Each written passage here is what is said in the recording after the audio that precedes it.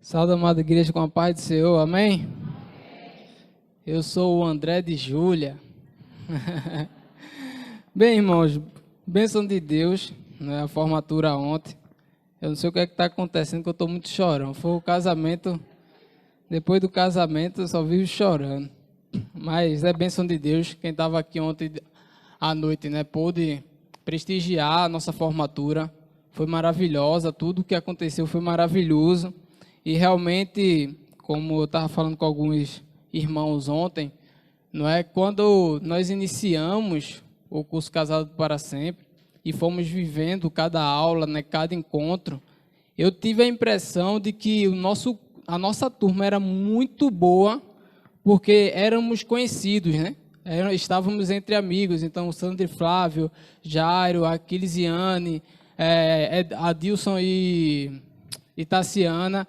E a minha impressão era de que, poxa, o curso é muito bom, a participação com os irmãos é muito boa, porque a gente se conhece e tudo flui, a gente participa, colabora com as aulas, e foi muito bom, realmente. E aí eu fiquei com essa impressão, né? Não é porque nós somos amigos, mas aí conversando com outras pessoas, não é, que participaram há 10 anos atrás, há 5 anos atrás, 3, 2 anos atrás, os irmãos que eu conversei e falaram sobre essa questão do curso Casados para Sempre, tinham a mesma impressão de que a turma foi muito boa, a participação foi maravilhosa, muito proveitosa para o casamento. E aí eu fiquei pensando, né? Então, na verdade, não é porque estávamos entre amigos, é por conta realmente da riqueza que esse curso traz para a vida dos casais que participam.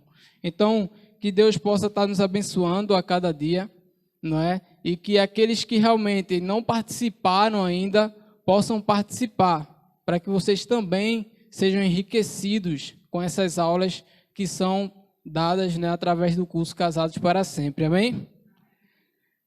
Vou pedir aos irmãos que abram a Bíblia em Salmos 111, e nós vamos ler todos os versículos.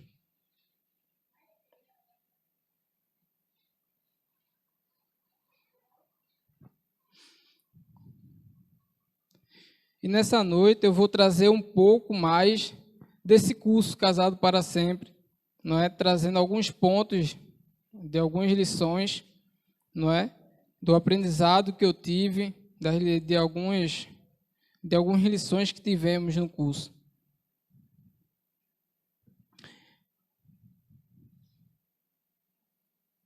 Esses salmos, ele tem como título Louvor a Deus por suas obras.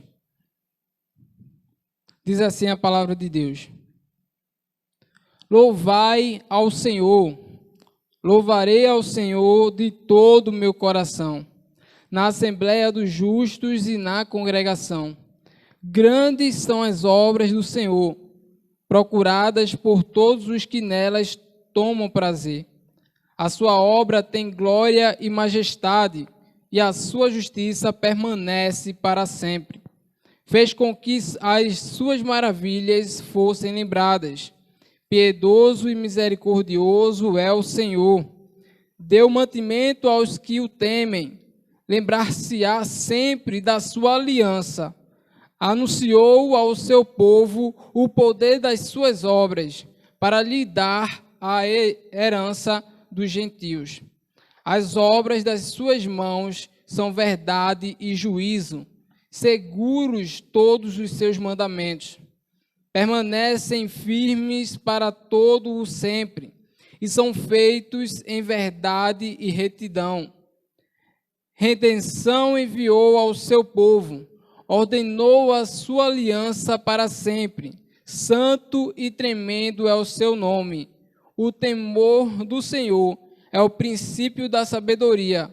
Bom entendimento tem todos os que cumprem os seus mandamentos. O seu louvor permanece para sempre. Amém? Senhor Deus, eterno, maravilhoso Pai, queremos te agradecer, ao Senhor Deus, por tudo que o Senhor tem feito, ó Senhor Deus, na vida de cada um de nós. Muito obrigado, ó Senhor Deus, pela tua bondade, ó Senhor Deus, pelo teu amor, ó Pai, pela tua graça, ó Senhor Deus. Tua misericórdia que é derramada em nossas vidas, ó Senhor Deus, a cada amanhecer, ó Pai. Deus, muito obrigado, ó Pai, pelo curso Casados para Sempre, ó Deus.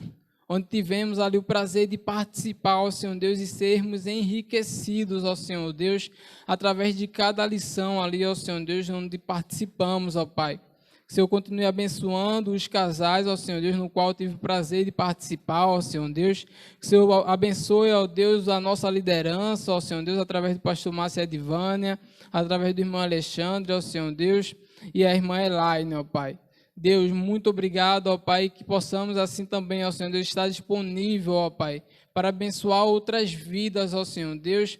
Se uma turma, ó Senhor Deus, se for formada, ó Pai, e cada um de nós, ó Senhor Deus, estivermos, ó Senhor Deus, disponível, ó Pai, para ser instrumento, ó Senhor Deus, na vida de cada um deles que vão participar, ó Senhor Deus.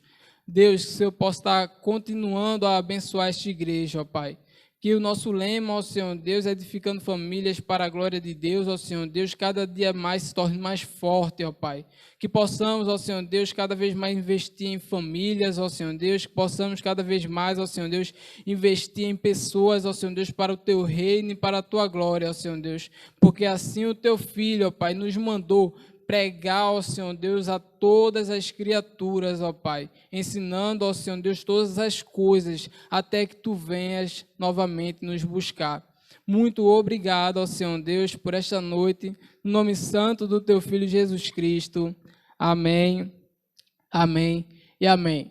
Então, a primeira lição na qual a gente participou deste curso, ele tem como título Aliança. E a aliança na qual nós fazemos com alguém ou com o nosso Deus.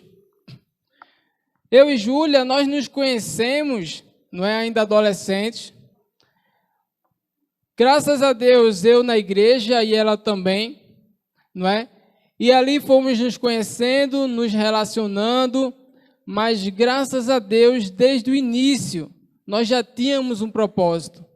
Se estávamos namorando, é porque nós teríamos o desejo de casar. Como cristãos, isso é fundamental para cada um de nós, enquanto adolescentes e enquanto jovens, pois é um desejo de Deus que venhamos a nos tornar uma família com aquele que escolhemos estar juntos. Então, a aliança entre mim e ela foi feita, Nós decidimos casar, onde lá em Efésios vai dizer, Efésios 5:31, por isso deixará o homem seu pai e sua mãe, e se unirá à sua mulher, e sofrerá e serão os dois uma só carne. Sofrerá não tem não, viu, irmão? Estou brincando. Então, nós decidimos que nós seríamos uma só carne. E é bênção de Deus, Eu tenho 1 ano e 6 meses, e aí as pessoas podem olhar, e isso parte muito das pessoas que é do mundo, Ah, não, está no início ainda, vai ver muita coisa, vai viver muita coisa ainda. Mas aí eu olho para a vida do irmão Flávio e a irmã Sandra e eu digo, eu vou sim viver muita coisa sim, eu tenho certeza, momentos bons e momentos ruins, mas eu tenho certeza que é possível sim viver a dois. Graças a Deus, eles estão mais de 30 anos como casados, Temos certeza, sim, de que eles passam por momentos bons e ruins, como qualquer um de nós em qualquer relação. Isso não é só no casamento. Na relação de irmãos existe isso. Eu tenho 5 irmãos, e aí eu posso bem dizer do que é uma relação com irmãos, onde você vive momentos bons e momentos ruins. Momento onde você está ali de paz, de alegria, convivendo com seu irmão, participando de alguma coisa, como existe algum momento também que vai haver algo, que vai haver um estresse entre os dois, Mas onde nós vamos pôr em prática o amor? Onde nós vamos pôr em prática o desejo de estar com aquela pessoa, e que vai superar todos esses problemas. E é assim na vida de um casal. Mas a maior aliança que eu e Júlia poderia ter tomado na vida não é a de estar um para com o outro. A maior aliança que nós fizemos foi para com o nosso Deus. Antes de sermos nós dois, cada um já era convertido a Deus. Cada um já tinha decidido por Cristo e vivíamos pela graça de Deus na casa do Senhor. Ali sempre participando dos cultos, sempre participando das programações e com a alegria de poder servir na casa de Deus. Então a maior aliança que nós fizemos foi para com esse Deus. E nós vamos ver essa decisão também em Gênesis 22, versículo 7. Então falou Isaque a Abraão, seu pai, e disse: meu pai. E ele disse: eis-me aqui, meu filho. E disse: eis aqui o fogo e a lenha, mas onde está o cordeiro para o holocausto? E disse a Abraão: Deus proverá para si o cordeiro para o holocausto, meu filho. Assim caminharam ambos juntos. Neste momento, nós conhecemos bem a história, não é? Deus dá o prazer a Abraão de ter um filho com a sua esposa, que era estéril. Não podia ter filho e Deus age com milagre na vida deles. Isaque vem, e quando Isaque está para com seu pai, passados alguns anos já de convivência, não é, de amor entre eles, entre a família, Deus pede o seu filho como uma prova de amor dele para com Deus. Diz: olha, vai onde eu vou te mostrar, e lá apresenta e sacrifica teu filho em amor a mim.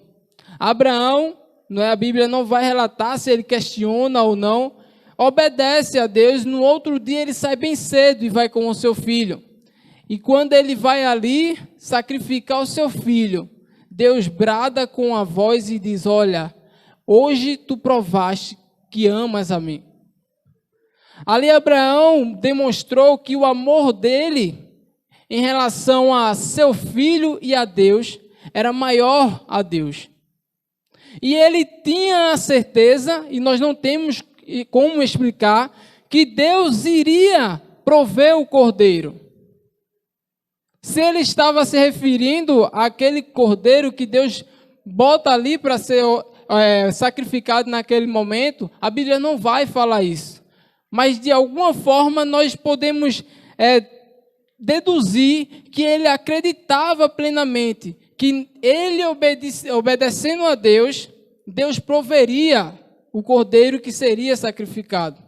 E também, como bem sabemos, ele também se refere ali em relação à salvação da humanidade, uma vez que tivesse perdido, né, se perdido por ter desobedecido a Deus. Então, a maior aliança que cada um de nós podemos fazer é a nossa aliança para com Deus. Porque uma vez que Deus está presente na nossa vida, por mais que tenhamos indiferenças como casal, Deus sempre vai nos dar sabedoria e discernimento para agir com amor e perdoar, e também ser perdoado em alguns momentos no qual venhamos a passar por algo que venha a ser diferente daquilo que esperamos. E aí, por conta dessa aliança, ele vai dizer em João 1,12: mas a todos quanto o receberam, deu-lhes o poder de serem feitos filhos de Deus, ao que crerem no seu nome. Então, éramos pecadores, estávamos distante de Deus. Ele envia seu Filho Jesus Cristo, morre por cada um de nós, e ao crermos que Ele é o Salvador, Ele nos torna filho. Então, essa é a aliança que Deus tem para cada um de nós. Que venhamos a ter uma vida junto com Ele. E assim, quando viermos a ter uma vida com outra pessoa, possamos também ser abençoados na aliança que fazemos a três. Eu, Júlia e o nosso Deus que está presente em nossas vidas. Amém? Outro tema que nós também estudamos, né, durante o curso é o que tem como título Semeando e Colhendo. Gálatas 6, 7 diz assim: não erreis, Deus não se deixa escarnecer, porque tudo o que o homem semear, isto também ceifará, porque o que semeia na sua carne, da carne ceifará a corrupção, mas o que semeia no Espírito, do Espírito ceifará a vida eterna. E não nos cansemos de fazer o bem, porque o seu tempo ceifaremos, se não houvermos desfalecido. Semeando, não é, e colhendo, é nada mais, nada menos do que cada um de nós tomarmos a decisão de, a cada dia, nós plantarmos uma semente de amor. No nosso casamento, em alguns momentos, não é, nós vivemos algo que, por conta da correria, do dia a dia, não é, dos estresses, a gente começa a observar mais as coisas que, vamos dizer assim, são ruins no casamento do que as coisas que são boas. Não é? Então, nestes momentos, ao invés de nós plantarmos sementes de amor, não é, e dizer que, poxa, você não fez isso, mas vamos fazer juntos, né? A gente acaba plantando sementes de destruição ou sementes ruins, onde a gente só faz reclamar, onde a gente reclama e não se dispõe a ajudar. E tudo aquilo que a gente planta, a gente vai colher. Então, se a gente planta coisas boas na nossa relação, no nosso relacionamento, coisas boas nós vamos colher. E aí cabe a cada um de nós sempre se colocar no lugar do outro. Ter a empatia de saber que em alguns momentos a pessoa pode não ter feito, não porque ela não quis, mas por conta das circunstâncias do dia a dia. Muitas vezes nós temos algo para fazer e esquecemos, acabamos deixando batido, e aí por conta do estresse, da correria do dia a dia, naquele momento, ao invés de a gente pensar, não é, ou relaxar, a gente acaba mesmo no momento de estresse falando coisas que não deveriam, onde na verdade a gente deveria dar uma recuada, mas não é, esperar um pouco e perguntar por que não foi feito. Não é, se não foi feito, por que não fazer agora, fazermos nós dois? Não é, isso entre outras coisas ou outras situações que poderia acontecer. Então, tudo aquilo que nós semeamos, nós vamos colher. Então, precisamos em todo tempo pedir orientação do Espírito Santo de Deus para que Ele nos abençoe, não é, para que Ele nesses momentos nos dê sabedoria para lidar com as situações. E aí, lidar da melhor maneira e da melhor forma possível, porque cada um de nós temos nossas limitações. Então, que possamos em todo tempo buscar plantar tudo aquilo que é bom. Outro tema também que nós temos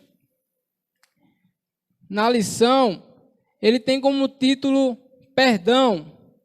Perdão é a ação humana de se livrar de uma culpa, uma ofensa, uma dívida e entre outras coisas. Quando o indivíduo comete alguma ação considerada pecado, este deve pedir perdão de seus pecados a Deus, através de orações. Muitos momentos da nossa vida, nós passamos por situações no qual nós precisamos pedir perdão ou alguém precisa pedir perdão a nós. Não é? Jairo bem comentou ontem à noite, que é algo que é bem conhecido de nós também, não é? De aquelas pessoas que não liberam perdão, é como se eles estivessem tomando veneno e esperando que a outra pessoa, que ela não está perdoando, morresse. E isso, ao invés de fazer mal a outra pessoa, na verdade está fazendo mal a cada um de nós. Em Mateus 18, 21, vai dizer assim: então Pedro, aproximando-se dele, disse: Senhor, até quantas vezes pecará meu irmão contra mim, e eu lhe perdoarei? Até 7? Jesus lhe disse: não te digo que até 7, mas até 70 vezes 7. A palavra de Deus vai dizer que aquele que não perdoar, não será perdoado por Deus. É dever de cada um de nós, uma vez que Jesus Cristo, como Deus, sendo Deus, abriu mão de sua majestade, da sua glória, nós sendo criatura, para viver entre nós e assim morrer na cruz do Calvário, para que o sangue dele pudesse nos livrar de todos os pecados. A palavra de Deus vai dizer que no momento que Jesus Cristo ali é crucificado, todo aquele momento, né, onde ele vive, não é escarnecimento, onde ele vive aqueles momentos de dor, onde tentam contra o corpo dele, não é, põe uma cruz de espinho na sua cabeça. Ele viveu todo aquele momento sem a presença do Espírito de Deus sobre ele, porque era necessário que ele sentisse toda a ira de Deus sobre o seu ser humano. E naquele momento ele vive todo aquele momento de dor, não é, onde a ira de Deus está sobre ele, e tudo isso para que pudéssemos ser perdoados. Então quando ele diz, olha, não 7 vezes, mas 70 vezes 7, ele quer dizer que, olha, da mesma forma que cada um de vocês transgride contra mim diversas vezes, e no arrependimento de vocês eu os perdoo, assim também vocês devem agir com o irmão de vocês, com o cônjuge de vocês, perdoando em todo o tempo. É claro que cada um de nós temos uma personalidade, uma forma de agir de acordo com as circunstâncias, mas após um momento de reflexão, um momento de oração, um momento de comunhão com Deus, você deve cair em si, de que não perdoar é estar em pecado. E você também deve liberar perdão. Você também deve demonstrar amor pelo seu semelhante, porque assim Deus mostrou por cada um de nós. Ele nos amou primeiro. Ele decidiu nos amar. Nós não fizemos nada que pudesse ser por direito o perdão de Deus ou o amor de Deus. Nada que viéssemos a fazer seria o suficiente para termos tal feito. Mas mesmo assim, ele demonstrou o seu amor por cada um de nós. E muitas vezes, como é que vamos agir? Como existe uma passagem, eu acabei não anotando aqui, mas existe uma passagem de que num reino existia um homem que devia ao seu senhor muito dinheiro.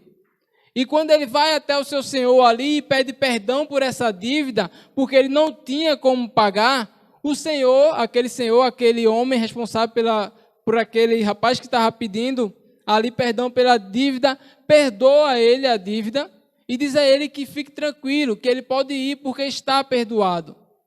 Mas aí ele se encontra com uma pessoa que devia a ele.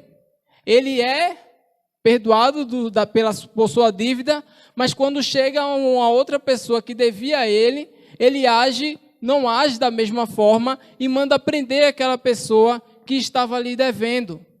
Então, quando o senhor dele fica sabendo, diz, como assim? Manda ir até ele, pegar ele e prender ele também. Por quê? Porque ele não agiu da mesma forma que agiu com ele o seu senhor. Ele foi perdoado e não liberou perdão.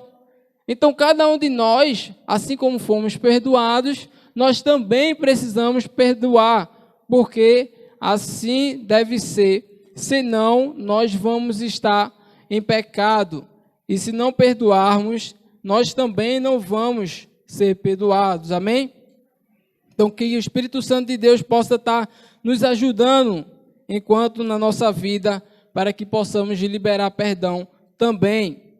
Visão de fé e confiança. Hebreus 11:1. Ora, a fé é o firme fundamento das coisas que se esperam e a prova das coisas que não se veem. Como bem sabemos, a fé é acreditar naquilo que nós não conseguimos ver. E a nossa maior demonstração de fé é acreditar na salvação através do nosso Senhor Jesus Cristo. nós não vimos a Jesus Cristo, né? Nós não temos a visão que João teve e descreve em Apocalipse, quando Jesus Cristo volta para buscar a sua igreja, e em glória nós vamos para ter com Ele e morar na sua glória para toda a eternidade. E ainda assim, por conta da ação do Espírito Santo de Deus em nossa vida, nós acreditamos em Jesus Cristo como Salvador. Isso é demonstrar confiança e ter uma visão de fé. Através da ação do Espírito Santo em nossa vida, nós cremos que Jesus Cristo, assim como Ele prometeu, Ele vai voltar. E assim também devemos agir para com o nosso semelhante, para com o nosso cônjuge, para com o nosso irmão. Nós precisamos ter confiança uns nos outros. Precisamos acreditar que cada um de nós temos a condição de mudar as nossas atitudes. Existem algumas atitudes no qual cada um de nós sabemos bem que precisamos lapidar, que precisamos da ação de Deus na nossa vida para que venhamos a ser cada dia mais uma pessoa melhor, um ser melhor. Ninguém é perfeito. O único que foi perfeito e esteve nessa terra foi Jesus Cristo. Mas isso também não nos dá, não é, aí o direito de achar que, não, nós não somos perfeitos, então que cada um conviva do jeito que quiser. Tem aqueles que dizem que eu sou assim, pronto, né? Que aceitem. Não é dessa forma. Uma vez que nós sabemos dos nossos defeitos, uma vez que nós sabemos da nossa personalidade, e aí nós vamos ter alguns momentos, né, com alguns irmãos, no qual vai haver uma desavença, vai haver uma indiferença, porque pensamos diferente. Nós temos que respeitar o pensamento do outro. Orar a Deus para que, se o meu pensamento realmente estiver baseado na palavra de Deus, estiver baseado o mais próximo possível do correto, entre aspas, que Deus possa abençoar a vida do outro irmão e que possa esclarecer isso para ele também. Mas em momento algum nós devemos venhamos a pensar que isso deve ser imposto. Você deve respeitar o seu próximo e assim demonstrar amor pela vida dele, fazendo isso, respeitando a ele. Um exemplo de confiança e visão de fé foi Pedro que nos deu, não é? Na passagem no qual a palavra de Deus vai dizer que os discípulos estavam num barco, e quando eles estavam ali no barco, veio uma forte tempestade sobre eles, e quando eles pensam que tudo vai dar errado, eles veem um homem andando sobre a água, e pensam que é um fantasma, ficam assustados, e Jesus diz que eles não tenham medo, porque é Ele, é Jesus Cristo que vem ali andando. E Pedro, naquele momento, muitas vezes nós olhamos mais pelo fato dele ter afundado, por ele ter medo das circunstâncias, mas na verdade ele ali demonstra que ele teve confiança em Jesus Cristo. Quando ele diz, olha, se és tu mesmo, que eu andes até o Senhor. E Jesus Cristo diz, vem, e ele ali vai até o encontro de Jesus Cristo. Não é diferente na nossa vida também. Muitas vezes, nós, em meio às circunstâncias, acabamos esquecendo que temos um Deus. Pedro, ele confiou em Jesus Cristo. Mas qual foi o erro dele? Num determinado momento, ele parou de olhar para Jesus Cristo e olhou para as circunstâncias, para tudo aquilo que estava acontecendo e para algo impossível que ele estava fazendo naquele momento. Ele estava andando sobre as águas. Isso, na realidade de cada um de nós, é impossível se fazer. Ele estava diante de uma tempestade, de madrugada. E se você ficar tranquilo diante disso, é impossível para cada um de nós. Assim também é com os problemas do dia a dia. Olharmos os problemas e ficar tranquilo é quase que impossível para cada um de nós. E aí começamos a olhar só para os problemas, quando na verdade devemos olhar para o Deus que temos, para o Deus que acreditamos, para o Deus que professamos. e assim Ele agirá na nossa vida com todo o seu poder e a sua glória. E cada um de nós venceremos qualquer que sejam as circunstâncias. Não é quando o povo de Deus estava ali sendo atacado pelos filisteus, o gigante estava desafiando o povo de Deus, todos ficaram com medo, recuados, porque olhavam para o gigante e diziam: nenhum de nós podemos lutar contra esse gigante. Ele é um homem muito forte, ele é um homem de guerras, onde vem de inúmeras vitórias, e nós não podemos lutar para com ele. Davi, quando chega e olha para o gigante, ele não olha para o problema, mas ele diz: ele é quem não conhece ao Deus que nós servimos. Ele não conhece ao Deus que nós acreditamos. Então ele não está desafiando a Saul, ele não está desafiando ao povo de Israel. Ele está desafiando ao Deus dos deuses e Senhor dos senhores. Davi, quando vai lutar contra aquele homem, ele não vai lutar pelas suas forças. Ele vai lutar pelas forças do Senhor. E ali, quando ele tira aquela pedra, não é, e mata o gigante pela sua própria espada, ele mata porque o Senhor o deu força. Então, a semelhança de Davi, nós também podemos agir da mesma forma. Diante dos problemas, diante das circunstâncias, nós devemos olhar para o nosso Deus. E Ele agirá na nossa vida, para que venhamos a vencer, independentemente de qual seja as circunstâncias.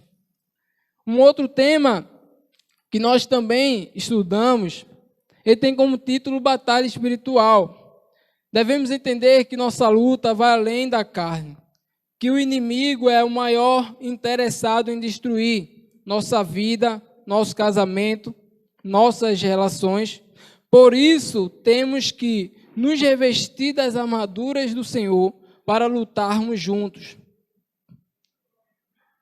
Efésios 10, em diante. No demais, irmãos, meus irmãos, fortalecei-vos no Senhor e na força do seu poder. Revistam-se de toda a armadura de Deus, para que possais estar firmes contra as astutas ciladas do diabo. Porque não temos que lutar contra a carne e o sangue, mas sim contra os principados, contra as potestades, contra os príncipes das trevas deste século, contra as hostes espirituais da maldade nos lugares celestiais. Portanto, tomai toda a armadura de Deus, para que possais resistir no dia mau, e havendo feito tudo, ficar firmes. Estais, pois, firmes, tendo cingidos os vossos lombos com a verdade, e vestida a couraça da justiça, e calçados os pés da preparação do evangelho da paz, tomando, sobretudo, o escudo da fé, com a qual podereis apagar todos os dardos inflamados do maligno. Tomai também o capacete da salvação e a espada do Espírito, que é a palavra de Deus, orando em todo o tempo, com toda a oração e súplica no Espírito, e vigiando nisto com toda a perseverança e súplica para todos os santos. Amém? Que possamos estar em constante busca do Senhor, para que possamos estar firmes na palavra de Deus, preparado para passar pelas batalhas espirituais deste mundo. Este mundo está entregue ao maligno, mas ele tem um tempo determinado. Ele está agindo neste mundo, ele está buscando destruir vidas, ele está buscando destruir famílias, mas já existe um tempo determinado, até o tempo da volta de Jesus Cristo. Jesus Cristo, ele vai acabar com todas essas coisas, e cada um de nós precisamos orar a Deus para estar preparado para essas lutas, para essas guerras, até que ele venha. E assim, estando firme, não é, buscando estar com o capacete, com o escudo, com a armadura, não é, calçado os pés com todos os equipamentos do Senhor, que é a palavra de Deus, que é a oração ao Senhor, que é estarmos em comunhão com nossos irmãos, que a palavra vai dizer como é que você diz que tem comunhão para com Deus, se não tem comunhão para seu irmão. Então, todas essas coisas contribuem para que venhamos a estar fortes e firmes no caminho do Senhor, para que venhamos a aguardar a volta do nosso Senhor Jesus Cristo. E que então que possamos estar em constante oração, que possamos estar em constante busca de Deus. Esta casa de oração, ela serve para nos preparar para a comunhão, não é? Ela serve para nos abençoar com as reflexões da palavra de Deus, não é? Estarmos aqui reunidos é uma demonstração de amor, onde nos reunimos para adorar esse Deus, para cada dia nos congregar, não é, em irmãos e ajudar uns aos outros, para que assim possamos cumprir todas as coisas que o Senhor nos ordenou. E a maior ordenança de Deus para a nossa vida é a obediência à sua palavra. Então que cada um de nós possamos fazer assim como o salmista falou. Vamos guardar a palavra de Deus em nossos corações, para que não venhamos a pecar contra Ele. E que Deus e o seu Espírito Santo nos ajudem. Amém?